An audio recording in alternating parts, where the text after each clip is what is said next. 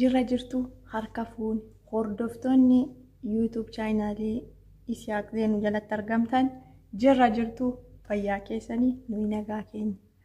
Asumarraan illee ijoolleen hiriyoottan koo firoottan koo lammiiwwan koo karaa daddaatiin gaaffii nagaafataa turtan YouTube irras TikTok irras ta'e jechuudha.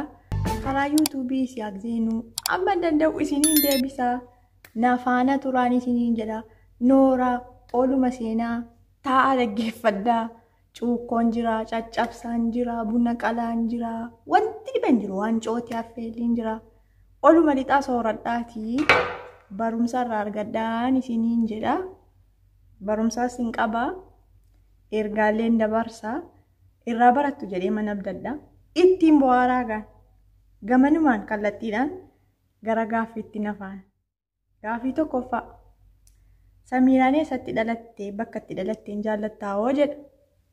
Bakka itti dhaladhee guddadhee Wallagga Bahaa magaalaa Naqamteeti. Bakka itti dhaladhee immoo baay'een jaalladha biyya koo. Gaaffii lammaffaani. Wayyoo maal dandeen deebisu yoo jedhes rakkisaadha nama cannaqa waan isaa wallaalle jiru. Irra darbuu laata.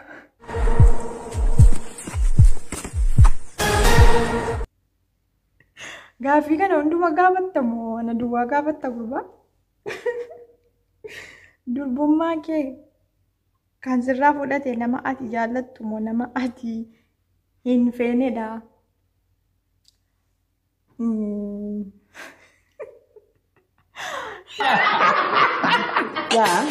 Isa kana anumaaf dhiisi jechuun deebiin qabachuudha kun akkamatti mallattoo gaaffiitti kan bira darbe. Gaaffii sadaffaa nama meeqa jaallataa jirtaatti nama tokko qofa jaalallee maqoo qofaan jaallataa jira siin jedhee gurratti si calawu. Maal ijoo kormaatu maatiriikiitti ka maatiriikii qoraa turteeti mucaa. Jara keessa harka qabda fakkaata.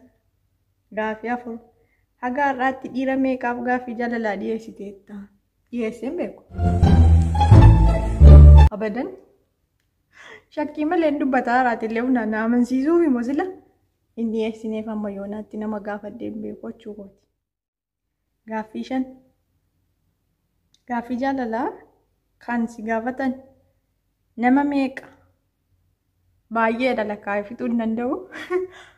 Jara keessaa tokko yoo si ta'e maal goota fakkeenyaaf. What a shock man!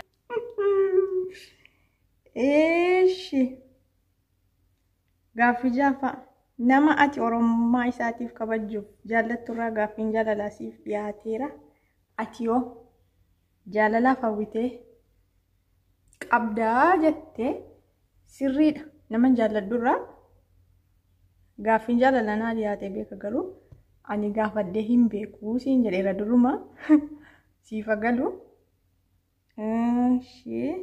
Gaaffii torbaffaa maqaa kee kan TikTokii irratti ittiin hojjettu jaallattamoo maqaama keessa dhugumaa jaallatta jettee maqaama koo isuma dhugumaan jaalladha Samiiraa jechuudha. Gaaffii 8 uffata aadaa Oromoo naannoo uffata aadaa Oromoo keessaa gara caalu kam jaallattaa jettee uffati aadaa Oromoo hundisaayyuu ibsa waa'ee mataa isaatii danda'e qaba. Calluma jedhameen uffatamu uffati aadaa Oromoo jechuudha. Garuu ani uffata Wallaggaan jaalladha. Hundumti isaa garuu hiika mataa isaa qaba uffati aadaa Oromoo achi keessatti siifa galu. Gaaffii 9 dhiira Oromiyaa naannoo kamitti heerumuu feeta jettee jaalalleen koo Wallagga. Gaaffiin kee cima siyaaq. Manuma barumsaa jirra edika kan gaaffii 10 qarshii meeqa qabda qabeenya hoo jettee qarshii meeqa maal gochuufati? Qarshiin qabu baay'eedha qabeenya isa jedhuu fi mana nan qaba qarshiin qabu garuu hafiyaa guutuun qaba alhamdulillah hojjedheen hammaaree bidaa siin jedha. Gaaffiin 11 umuriin keenya dhugaan meeqaatti? Waa'ee umurii kana yoo dubbatan rakkina odii san rakkina akkasumatti irra dibii dhiisii irra caalaa immoo yoo doktara gaafa naladde bira dhatte sitti himaa. Hey, y'all, come look at this. Kudhala paartiilee Oromoo keessaa kam deeggarta jettee ABO dhageessee tamtiire 13 hin cima ijoollee keenya. Waraqatumaa fi qalamanna biraa dhibee malee namuma faayinaalii qoramaa jiru har'a ruuzii nagaattooni. Bakka har'a maali? Al guyyaa tokko immoo bakkee lafa bitattu kamaan handuu areejo naafa darbu kaarrallee. Gaaffiin 13 hin cimannan hin cima. Jaalmarroo fi Jawaar keessaa eenyuun jaallatta jettee anaaf lachuun isaaniiyyuu maandiisadha. Maandisa qabsochuu kooti. Karaa beekumsaa jechuudha. Qaroo kooti. Baay'een jaalladha, baay'een kabaja waanan jedhee ibsuun hin qabu. Lamman isaaniiyyuu anaaf tokko. Ishi 14 qaama kee keessaa kamirra jaallattaa? Qaama koo hunda isaayyuu nan jaalladha nama rarfaddan.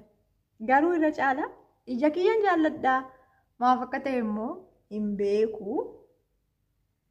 15 artistoota Oromoo keessaa eenyuun jaallatta sirba isaa keessaa kamiin jaallatta meenuu jedhiyette Hacaaluu Hundeessaa baay'een jaalladhaan baay'een kabajaanii rabbiin araaramuu fi maaliif isa ta'e qaalii Oromootiin sirba isaa keessaa yoo jette immoo karaa baay'ee qabnaa yoomnu dibee karaan irra deemnu.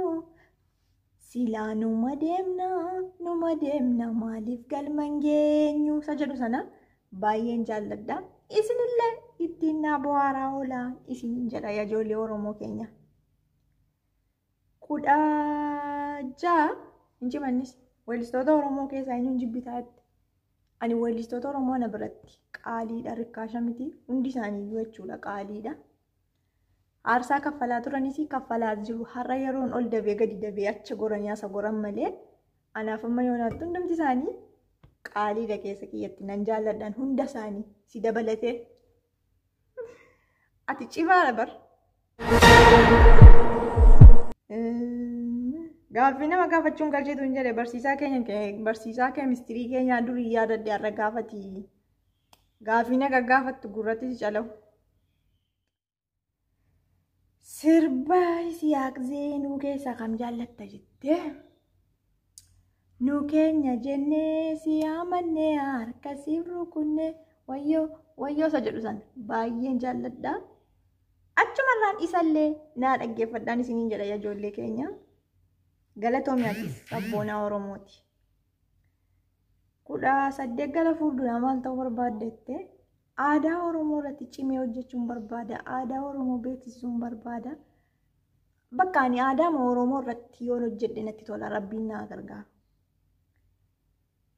19 sooshaal miidiyaa keessaa kam jaallattette? Yuutuubii. 20 osoo carraa argatte fiilmii diraamaa tiyaatira hojjechuun barbaaddaa jette. Eeyyee akkasirriitti yoo na simattan.